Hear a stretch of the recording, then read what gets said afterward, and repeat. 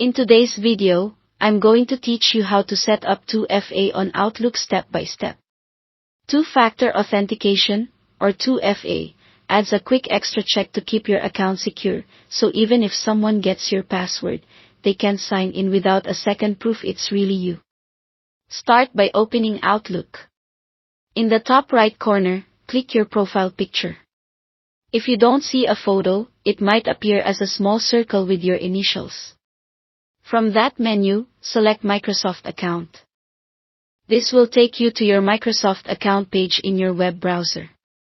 On that page, choose Security. You're looking for the section called Additional Security Options.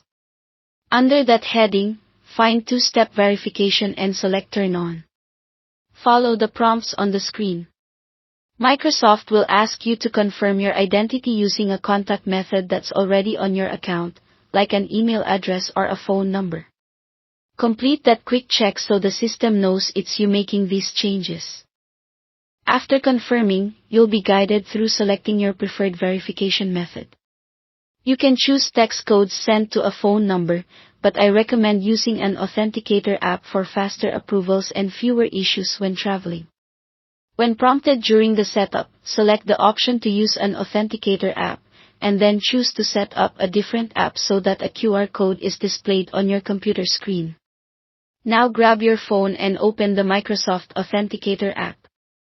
In the app, tap the plus icon to add a new account.